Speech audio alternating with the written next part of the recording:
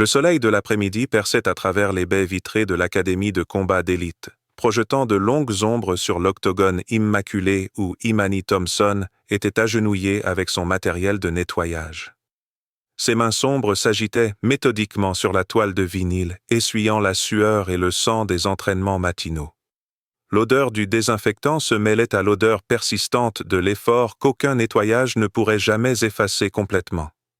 Son uniforme kaki était ample, volontairement ample pour dissimuler la musculature sculptée par des années de compétition d'élite. Si vous croyez que le vrai karma existe et que l'arrogance a toujours ce qu'elle mérite, vous devez entendre la suite, car cette histoire vous redonnera foi en la justice. « Hé, regarde la femme de ménage !»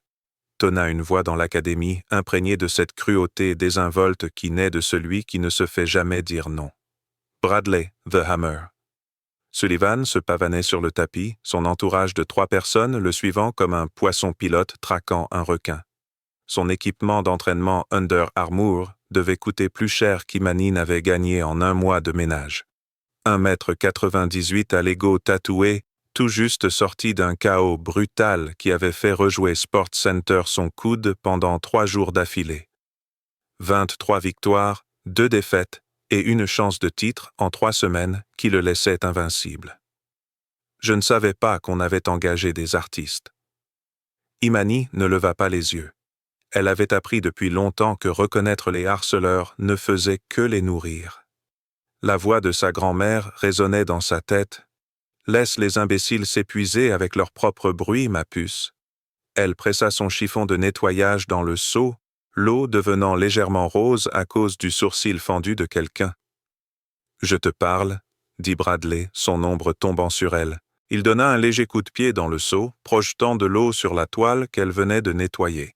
Ses gars, Kevin Martinez, son entraîneur grisonnant aux oreilles en chou-fleur, Derek Thornton, son manager élégant en costume à $3 000, et Chad Morrison, son partenaire d'entraînement surdimensionné, rirent au bon moment. « Tu es sourd ou juste lent?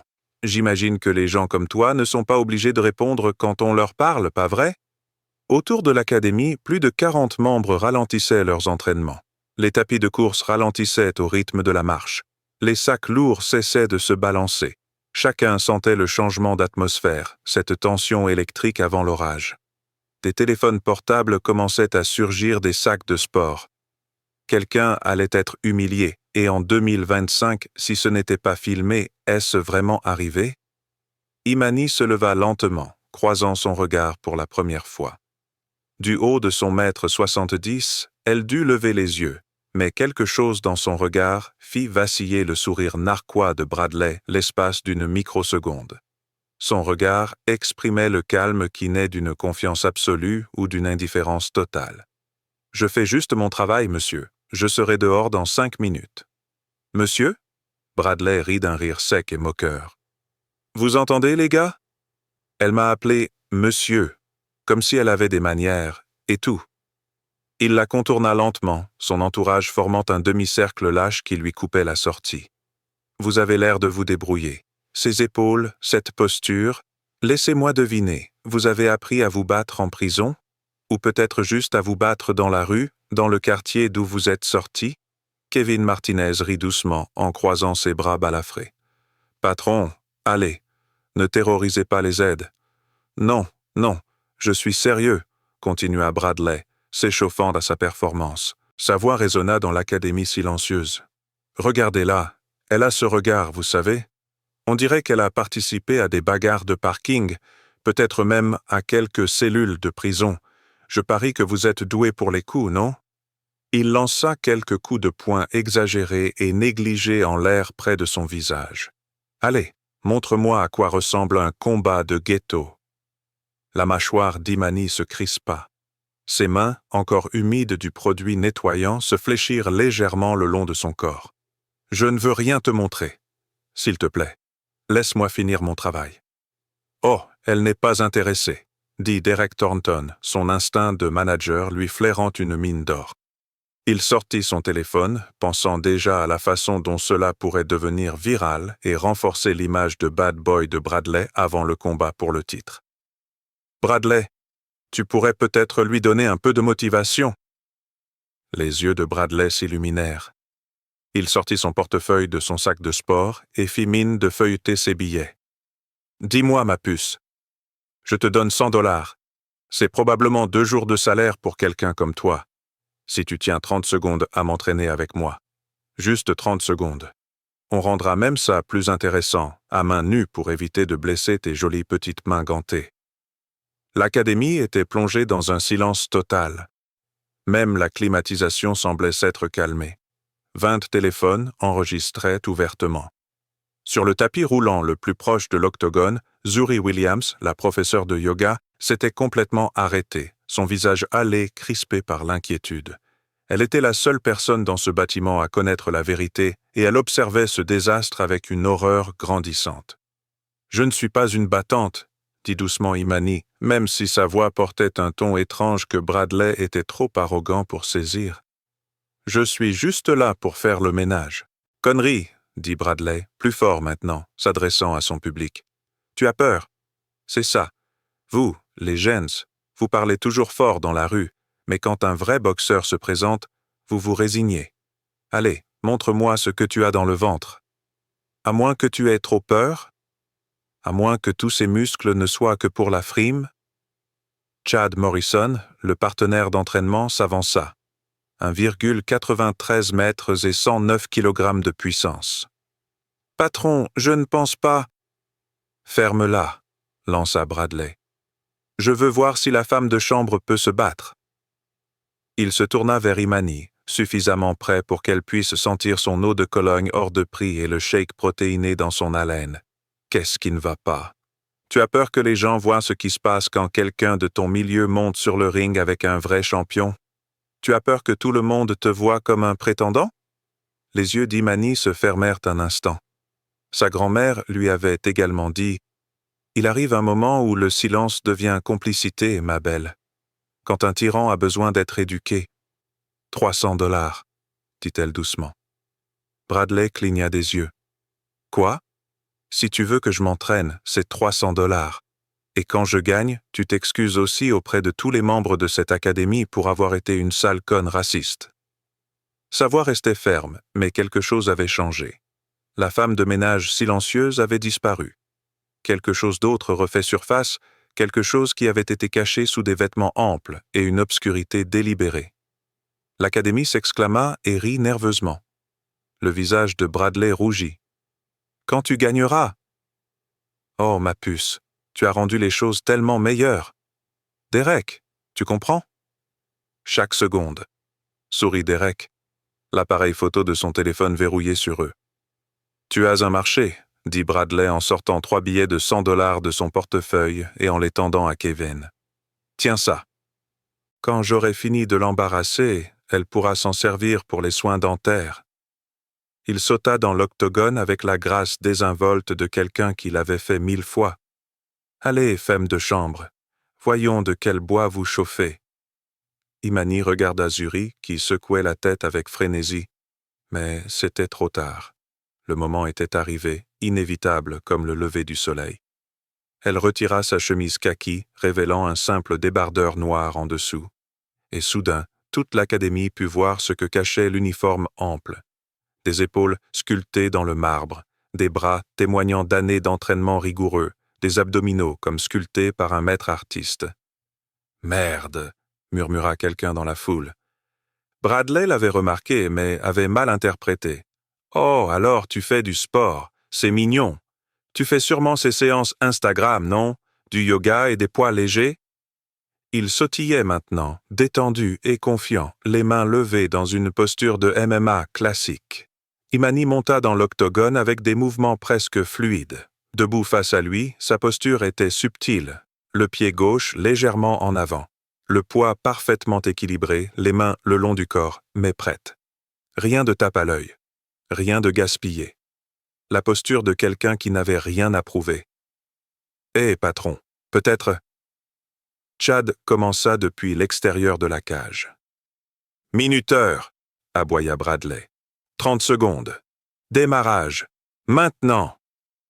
Il s'élança aussitôt, lançant un puissant coup de poing droit destiné à la submerger de puissance et de vitesse. C'était un coup efficace, le genre de coup qui avait déjà mis KO des adversaires légitimes. Imani l'a glissé d'un pouce, sa tête bougeant juste assez. Le poing de Bradley siffla dans le vide. Ses yeux s'écarquillèrent légèrement. Coup de chance.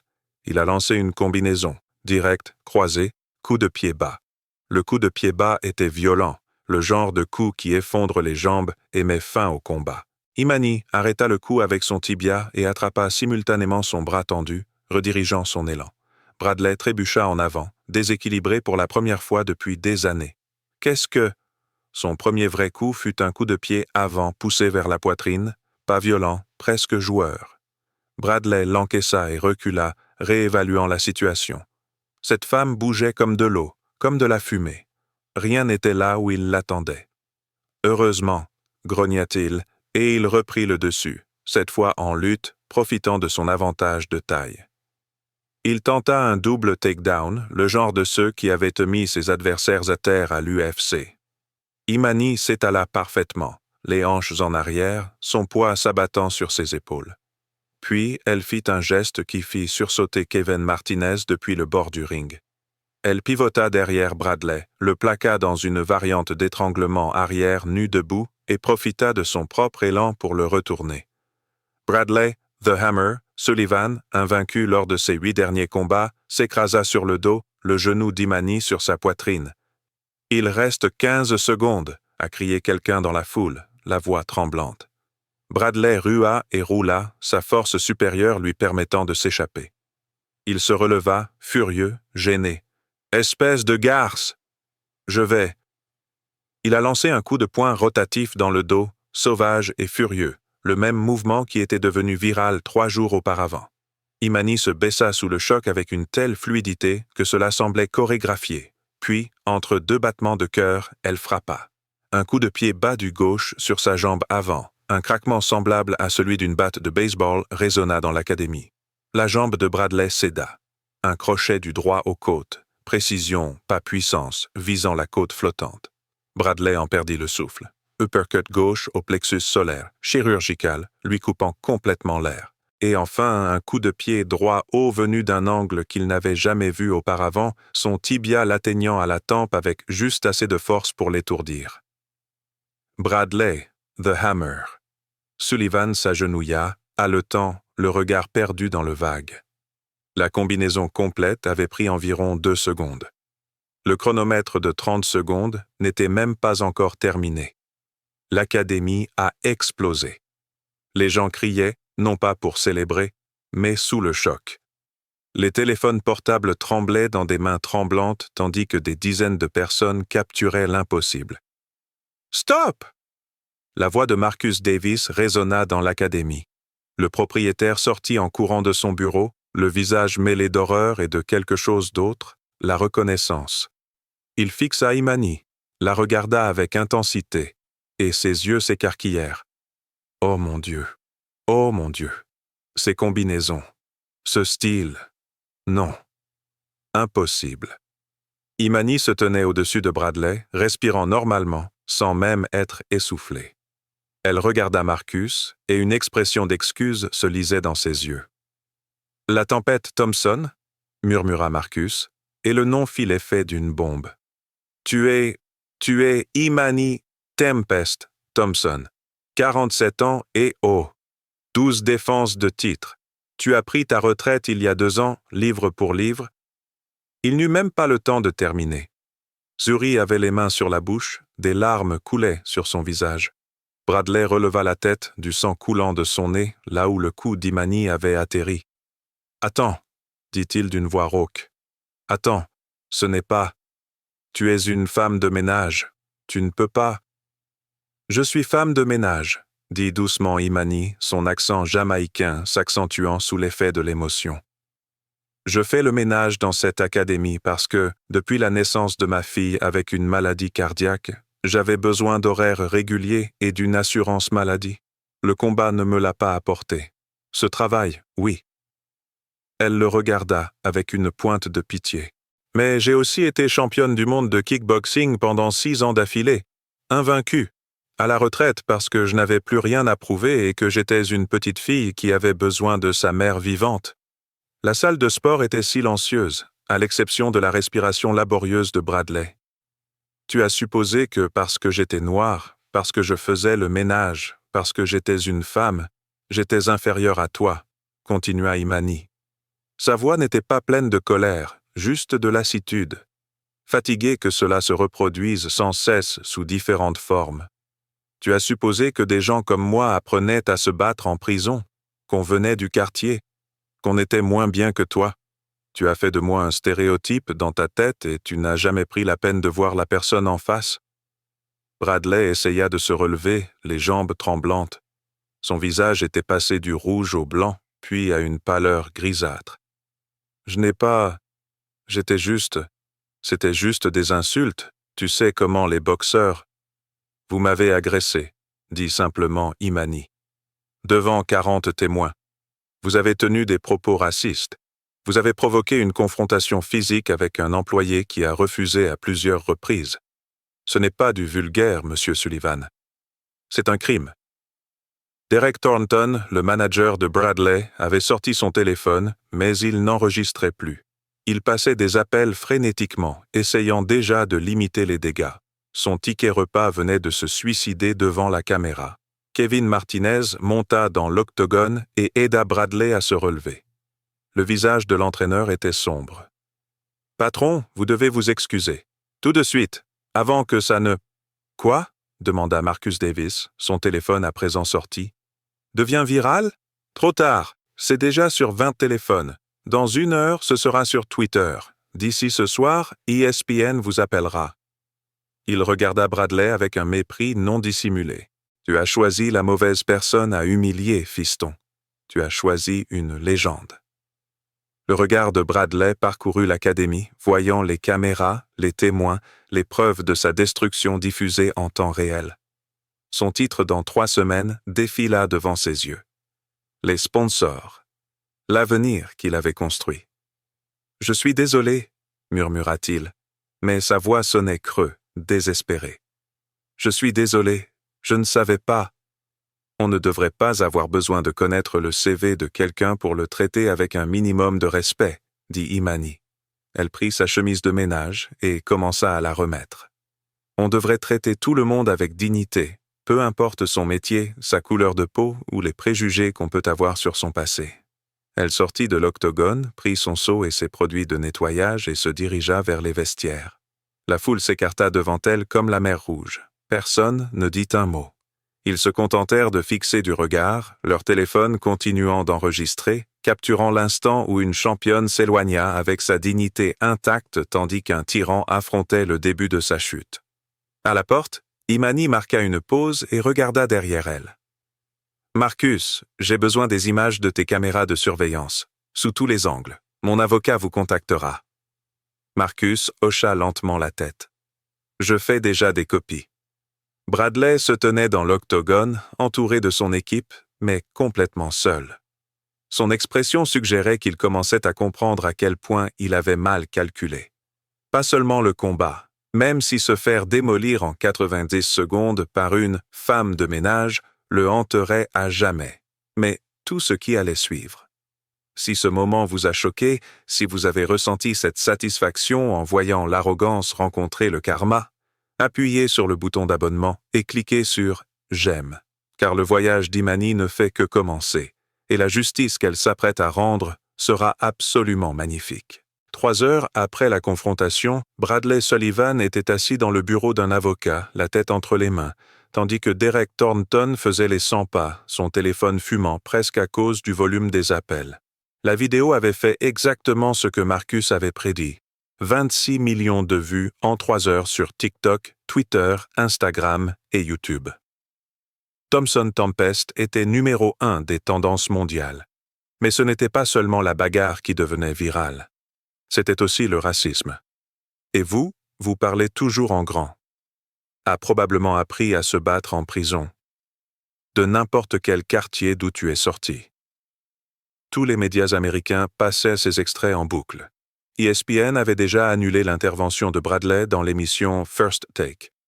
Son principal sponsor, Reign Energy Drinks, a publié un communiqué à 18 heures. Nous ne cautionnons ni le racisme, ni la violence envers les employés. À compter d'aujourd'hui, Bradley Sullivan n'est plus un athlète Reign. 2 millions de dollars emportés par un communiqué de presse. L'avocate de Bradley, Patricia Henderson, une femme au regard perçant, posa sa tablette avec la colère contenue que l'on ressent lorsqu'on a affaire à des clients idiots. Le parquet a appelé. Ils portent plainte. Agressions, coups et blessures, harcèlement, et ils envisagent d'aggraver la peine pour crime de haine en raison des propos racistes. Crime haineux? La voix de Bradley se brisa. Je n'ai pas... C'était juste... Ça a été filmé sous 18 angles différents, a rétorqué Patricia. Vous l'avez physiquement intimidé. Vous avez utilisé des stéréotypes raciaux. Vous avez donné des coups de pied dans ses produits de nettoyage. Vous l'avez piégé dans l'octogone et vous l'avez frappé. Le fait qu'on vous ait botté le cul ne change rien à la définition légale d'agression. Derek cessa de faire les 100 pas. On peut trouver un arrangement? La payer? Faire en sorte que ça disparaisse? Son avocate est Sharon Mitchell, dit Patricia d'un ton neutre. Le visage de Derek devint blême. Sharon Mitchell avait poursuivi 3 entreprises du Fortune 500 pour discrimination au cours des 5 dernières années seulement. C'était une véritable tueuse juridique qui ne prenait en charge que les affaires auxquelles elle croyait et qui gagnait 94% d'entre elles. « Oh mon Dieu !» murmura Derek. Pendant ce temps, de l'autre côté d'Atlanta, dans une modeste maison de 3 chambres à East Point, Imani était assise à sa table de cuisine, sa fille de 2 ans, Amara, endormie dans la pièce voisine. Sharon Mitchell, assise en face d'elle, visionnait pour la 7e fois les images de sécurité sur un ordinateur portable. Sharon avait 53 ans, était noire et avait une présence qui faisait transpirer l'avocat adverse avant même qu'elle ne prenne la parole. « C'est un cas d'école », dit doucement Sharon. « Agression, coups et blessures, harcèlement au travail, violation des droits civiques. La composante raciale est indéniable. Je recense 11 cas distincts de profilage racial ou de stéréotypes en 4 minutes. » Elle interrompit la vidéo sur le visage de Bradley tandis qu'il disait « Des gens comme vous. » Cette image à elle seule vaut $1 million au tribunal. Imani se massa les tempes. Je voulais juste faire le ménage et rentrer auprès de ma fille. Je ne voulais rien de tout ça. Je sais, dit doucement Sharon, mais il a fait de cela ta réalité. Et maintenant, nous veillons à ce que cela n'arrive plus jamais à personne. Elle ferma l'ordinateur. Le procureur portera plainte demain. Nous engagerons une action civile mercredi, coups et blessures, violence conjugale, atteinte intentionnelle à la dignité humaine, violation des droits civiques en vertu de la loi géorgienne. Nous poursuivons personnellement Sullivan et l'Académie pour ne pas t'avoir protégé en tant qu'employé. Marcus l'ignorait, protesta Imani. Il m'a embauché parce qu'il savait que j'avais besoin de ce poste. Marcus a réagi comme il se doit dès qu'il a été témoin de la scène, a acquiescé Sharon. Mais son assurance couvrira la responsabilité civile de l'institution pour avoir laissé se produire l'environnement dans lequel cela s'est produit. Ne vous inquiétez pas, Marcus n'en souffrira pas. Ses primes pourraient augmenter, mais il s'en sortira. Il nous a déjà fourni toutes les images et une déclaration sous serment. Imani regarda vers la chambre d'Amara, pensant aux factures d'hôpital, à l'opération dont sa fille aurait besoin dans 18 mois, à son assurance vie qui avait expiré lorsqu'elle avait pris sa retraite. Et maintenant? Maintenant? Sharon sourit, comme un chasseur qui a repéré une proie. Maintenant, on le détruit légalement, financièrement et professionnellement. Et on s'assure que chaque athlète arrogant qui pense que les employés de service sont inférieurs à eux reçoive une leçon publique. La mise en accusation a eu lieu un mardi matin gris au tribunal supérieur du comté de Fulton. Bradley Sullivan est entré dans le palais de justice en costume bleu marine, entouré de son équipe juridique, tandis que des manifestants étaient alignés sur les marches. Des pancartes indiquaient « Black Lives Matter ». Les travailleurs des services méritent le respect et Thompson Tempest Forever. Les caméras de télévision ont créé un mur d'objectifs et de microphones.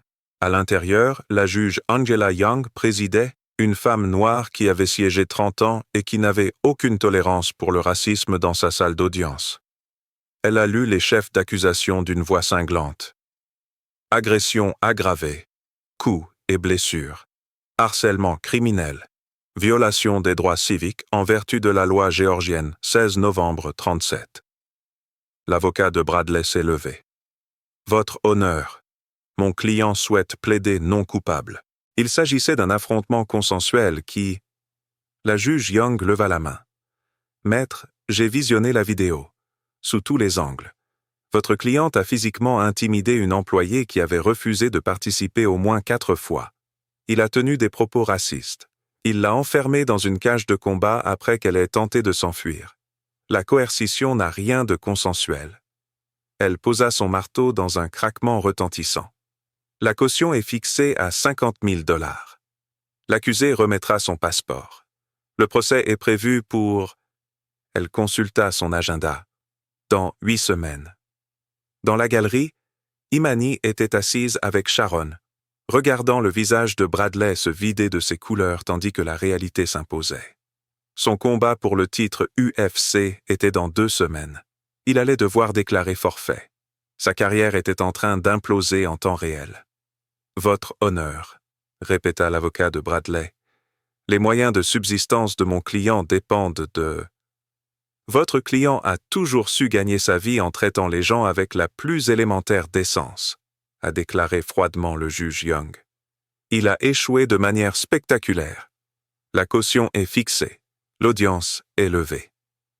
La plainte civile a été déposée 3 jours plus tard, et elle a été brutale. Sharon Mitchell a déposé une plainte de 47 pages détaillant chaque seconde de la confrontation, chaque stéréotype racial utilisé par Bradley, chaque tentative d'Imani pour se désolidariser. Le dossier comprenait des liens vers les 18 angles de la vidéo, les transcriptions des échanges et le témoignage d'un psychologue expert sur le traumatisme du harcèlement racial. La plainte a condamné Bradley Sullivan personnellement à 8 millions de $ de dommages et intérêts. Elle a également condamné l'assurance de l'Elite Combat Academy à 2 millions de $ en responsabilité civile institutionnelle. Elle exigeait également des excuses publiques, une formation antiraciste obligatoire pour tous les combattants professionnels affiliés à la société de gestion de Bradley et la création d'une fondation de défense des droits des militaires. La couverture médiatique était implacable. ESPN a diffusé une émission spéciale de 30 minutes intitulée « La chute du marteau », relatant l'ascension et l'effondrement spectaculaire de Bradley. L'émission a interviewé d'anciens partenaires d'entraînement qui ont admis qu'il avait toujours eu un problème de racisme occasionnel, mais que personne ne l'avait dénoncé parce qu'il gagnait. L'émission a également rencontré 3 autres employés de salles de sport, 2 noirs et un latino, qui ont décrit un harcèlement similaire qu'ils avaient eu trop peur de signaler. Les sponsors restants de Bradley l'ont lâché en 48 heures. Son compte Instagram, autrefois symbole de son succès avec ses 4 millions d'abonnés, est devenu un cimetière de commentaires supprimés et de publications rationnées. Il a tenté de publier une vidéo d'excuses, mais elle était si manifestement scénarisée et hypocrite qu'elle est devenue un mème en quelques heures. Le procès a débuté par un lundi humide de juillet. Le palais de justice fédéral du centre-ville d'Atlanta était bondé. Des manifestants à l'extérieur, des journalistes occupant chaque siège disponible et un jury composé de 12 habitants d'Atlanta qui avaient tous vu la vidéo mais avaient juré leur impartialité. Sharon Mitchell a présenté ses plaidoiries d'ouverture dans un costume bordeaux, un modèle sérieux. Mesdames et messieurs, cette affaire est simple. Un athlète de haut niveau a vu une femme noire faire un travail qu'il jugeait indigne de lui, a formulé des hypothèses uniquement en se basant sur son origine ethnique et l'a agressé physiquement lorsqu'elle a refusé de le divertir. Les preuves sont irréfutables. La vidéo existe. Les témoins sont nombreux. Les propres propos de l'accusé le condamnent. Elle a diffusé la vidéo. Même si tout le monde l'avait vue, la regarder sur le grand écran de la salle d'audience, dans un silence complet, était viscérale. Les expressions des jurés se crispaient à chaque insulte raciste, à chaque commentaire méprisant, à chaque instant où Bradley envenimait la confrontation. L'avocate de Bradley, Patricia Henderson, a fait de son mieux pour mener à bien cette affaire impossible. Mon client a commis une terrible erreur. Il a tenu des propos et a agi avec un profond regret. Mais ce n'était pas une attaque préméditée. C'était une erreur de jugement momentanée. Un laps de temps de 4 minutes interrompit Sharon pendant le contre-interrogatoire. 11 stéréotypes raciaux distincts, 4 tentatives explicites de Madame Thompson de se désengager, bloquées par votre client. Ce n'est pas passager, maître. C'est un comportement récurrent. Le témoignage était accablant. Marcus Davis a expliqué avoir embauché Imani précisément parce qu'il savait qu'elle avait besoin d'un emploi stable après sa retraite. Elle n'a jamais cherché à attirer l'attention. Elle n'a jamais voulu que les gens connaissent son histoire. Elle voulait juste subvenir aux besoins de sa fille et avoir une assurance maladie. Zuri Williams a pleuré à la barre, décrivant comment elle avait vu son amie se faire humilier. Imani est la personne la plus forte que je connaisse. Non pas parce qu'elle sait se battre, mais parce qu'elle a la grâce de fuir les combats. Voir Bradley la forcer à entrer dans cette cage. C'était comme voir quelqu'un torturer un tigre et être surpris qu'il finisse par le mordre. Sharon a ensuite appelé Imani à la barre. Elle portait une simple robe bleue, les cheveux naturellement bouclés, sans maquillage. Elle ressemblait exactement à ce qu'elle était, une mère qui travaille et qui a dépassé ses limites. Madame Thompson, pourquoi avez-vous arrêté le kickboxing au sommet de votre carrière? La voix d'Imani était posée. Ma fille, Amara, est née avec une malformation cardiaque congénitale. Elle devra être opérée. Me battre ne m'a pas permis d'avoir l'assurance maladie ni la stabilité nécessaire pour m'occuper d'elle correctement. J'ai donc pris ma retraite et accepté le premier emploi avec avantages sociaux que j'ai trouvé. As-tu parlé à quelqu'un à l'académie de ton expérience de combattant? Seulement Marcus et Zuri. Je ne voulais pas de traitement de faveur. Je voulais juste travailler, toucher mon salaire et rentrer chez moi avec mon bébé. Qu'avez-vous ressenti lorsque M. Sullivan vous a pris pour cible? Imani resta silencieuse un instant. Fatiguée. Tellement fatiguée d'être perçue comme une menace ou un stéréotype au lieu d'être simplement une personne qui fait son travail. J'ai essayé de m'en aller 4 fois. Il ne m'a pas laissé faire. Et j'ai réalisé que c'est ce à quoi les personnes de couleur sont confrontées au quotidien. On ne nous laisse pas simplement exister. On nous force à faire nos preuves, à nous défendre, à justifier notre présence dans des espaces que d'autres tiennent pour acquis. La salle d'audience était silencieuse, à l'exception de quelqu'un qui reniflait dans la galerie. L'accusation a suspendu son procès au bout de 3 jours. La défense a appelé Bradley à la barre, et ce fut un véritable massacre. Sharon Mitchell l'a anéanti lors du contre-interrogatoire. Monsieur Sullivan, vous avez déclaré que Madame Thompson semblait avoir appris à se battre en prison. Qu'est-ce qui, dans son apparence, suggère une incarcération? Bradley balbutia. Je ne voulais pas dire. C'était juste. Qu'en est-il de son apparence, Monsieur Sullivan? Je ne sais pas. Était-ce sa peau foncée? Ses cheveux naturels? Quel indice visuel vous a suggéré une activité criminelle? C'était juste des propos orduriers. Vous avez dit « les gens comme vous » 3 fois en 4 minutes. Qui sont les « gens comme elle », Monsieur Sullivan? La salle d'audience retient son souffle. Je ne voulais pas dire ça par racisme. Sharon a repassé la vidéo, laissant planer ses propres mots. Puis elle s'est tournée vers le jury. L'accusé voudrait vous faire croire que son profilage racial, son intimidation physique et son agression contre une mère qui travaille n'étaient que des propos injurieux. Mais les propos injurieux existent entre concurrents qui ont accepté de concourir. Madame Thompson n'a jamais accepté. Elle a essayé de partir. Il l'a piégée, puis il l'a agressée. Ce n'est pas des propos injurieux, mesdames et messieurs, c'est un crime. Le jury a délibéré pendant 90 minutes.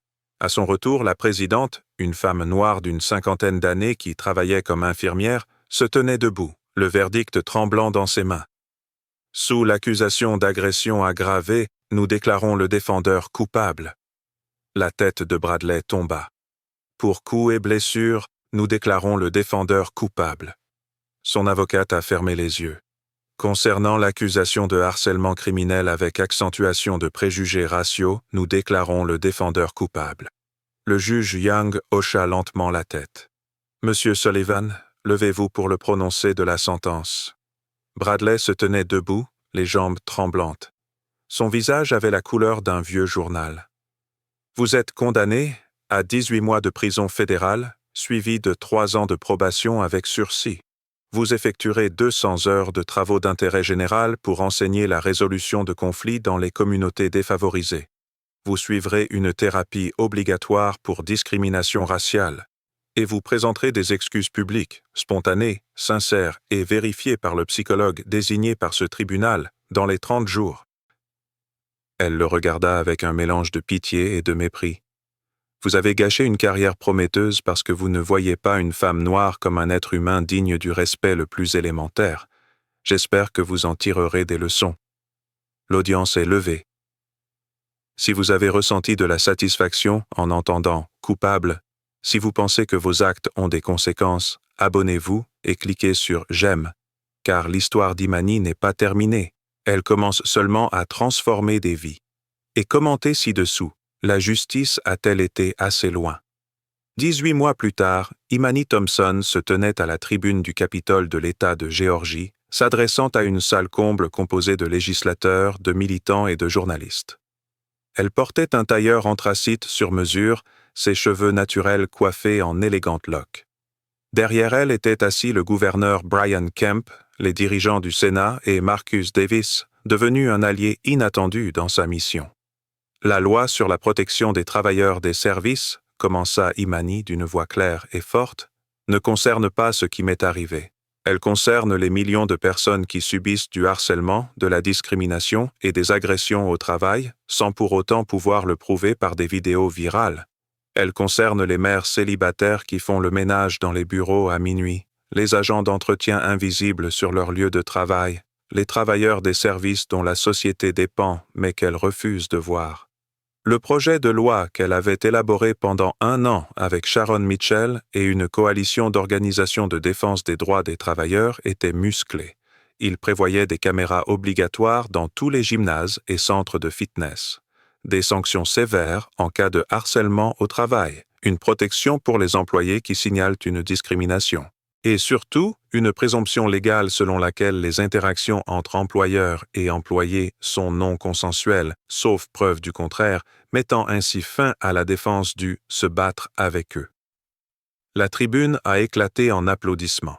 Le projet de loi a été adopté par 94 voix contre 12. Le gouverneur Kemp l'a signé cet après-midi-là, assis sur ses genoux pour la séance photo, avec la fille d'Imani, Amara, aujourd'hui âgée de 3 ans et se remettant à merveille de son opération cardiaque. Bradley Sullivan, quant à lui, purgeait 6 mois de sa peine fédérale à l'USP d'Atlanta.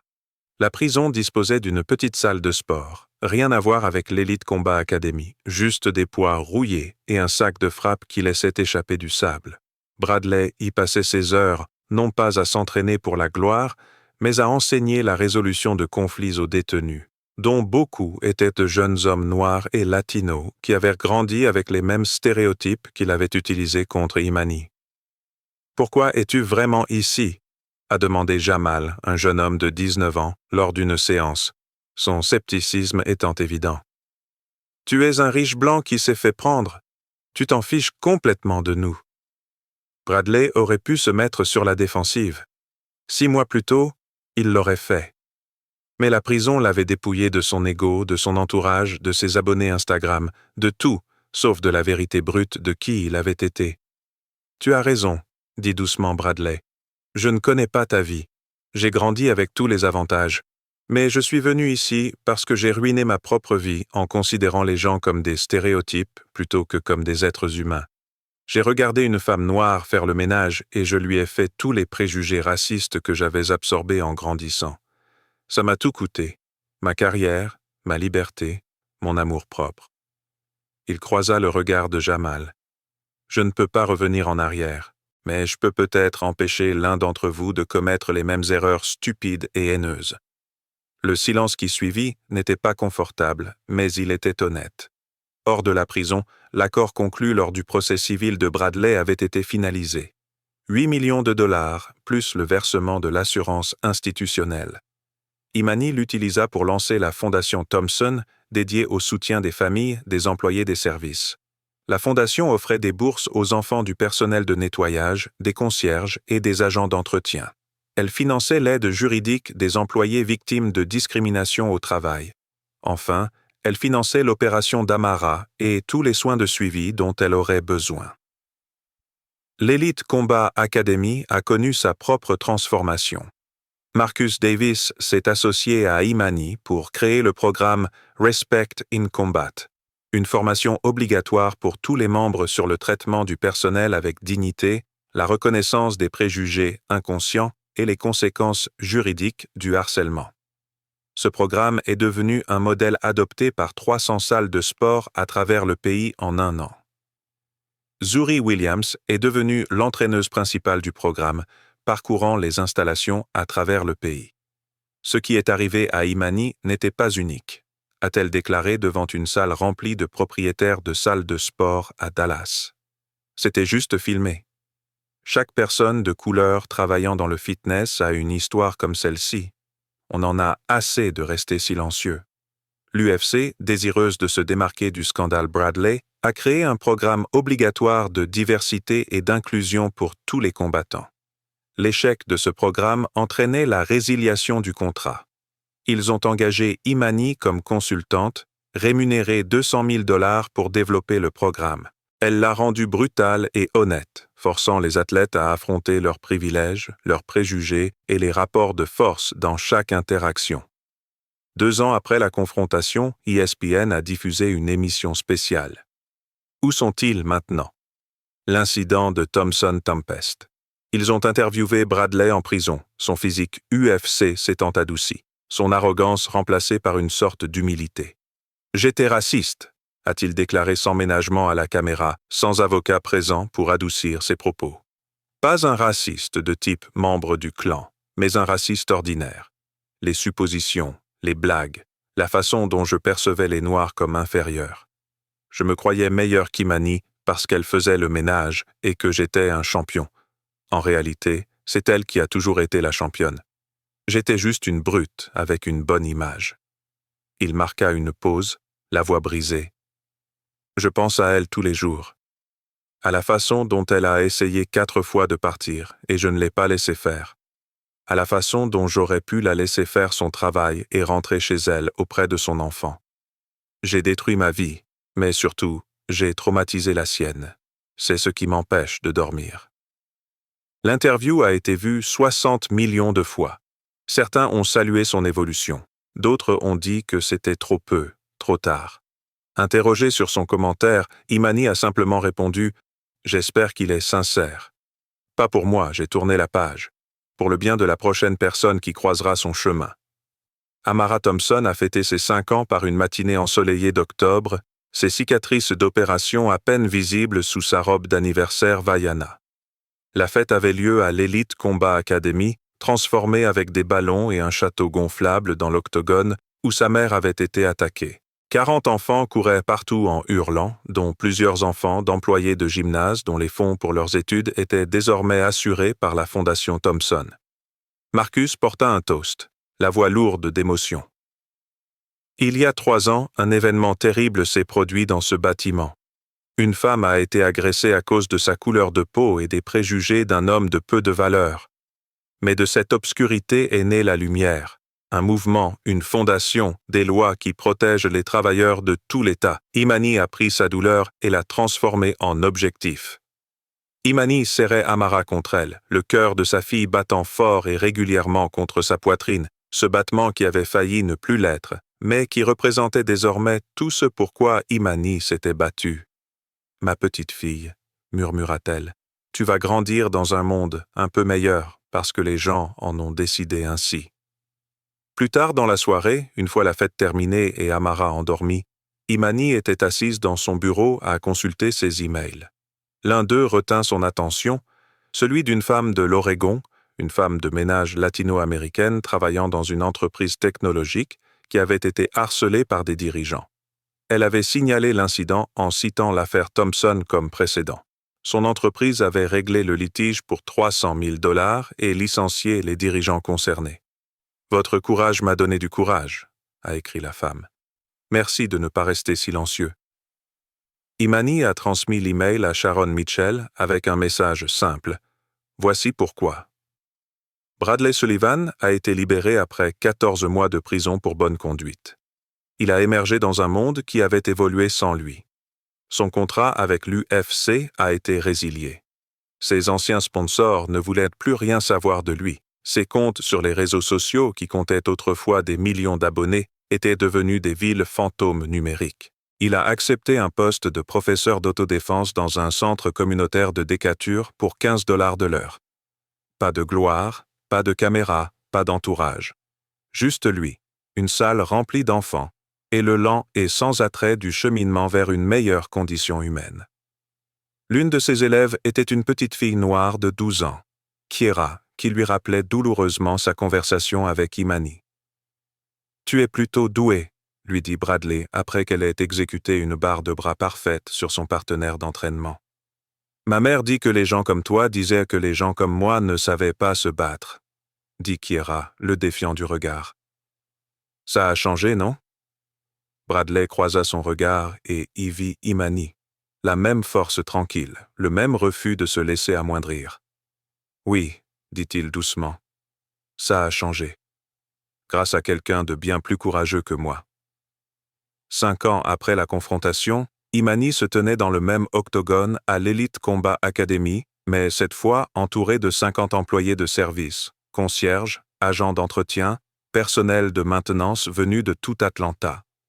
Elle leur enseignait les bases de l'autodéfense, non pas pour le combat, mais pour la confiance en soi. Pas besoin d'être un champion pour mériter le respect, leur a-t-elle dit, sa voix chargée d'expérience et d'une sagesse durement acquise. Pas besoin de titres, de trophées ou de vidéos virales. Vous méritez la dignité parce que vous êtes humain. Point final. Ce qui m'est arrivé était visible car les caméras tournaient. Mais un manque de respect invisible se produit tous les jours. On en a assez de l'accepter comme normal. La classe a éclaté en applaudissements. Parmi les participants se trouvait un jeune homme blanc d'environ 25 ans qui s'est approché d'elle avec nervosité. « Madame Thompson, je travaillais dans la sécurité dans des boîtes de nuit. Je traitais mal les gens, surtout les personnes de couleur. J'ai vu ce qui vous est arrivé, à vous et à cet autre type, et ça m'a fait réfléchir. J'ai démissionné. J'essaie de faire mieux. Je voulais juste dire, je suis désolé, pour chaque fois où j'ai rabaissé quelqu'un. » Imani l'observa un long moment. S'excuser était facile. Changer était difficile. Mais elle lut une honte sincère dans ses yeux, un désir sincère de progresser. « Alors fais mieux, » dit-elle simplement. « Pas pour moi, pour les autres. C'est comme ça que le monde change, un choix à la fois. » Ce soir-là, Imani borda Amara, la bibliothèque de sa fille étant désormais remplie d'histoires de femmes fortes, de militantes et d'actrices du changement. Amara leva vers sa mère un regard trop sage pour une fille de 6 ans. « Maman, le professeur a dit que tu étais une héroïne. » Imani sourit, écartant une boucle du front d'Amara. « Les héros sont ceux qui persévèrent dans les moments difficiles, ma belle. Qui se relève quand il est plus facile de rester à terre?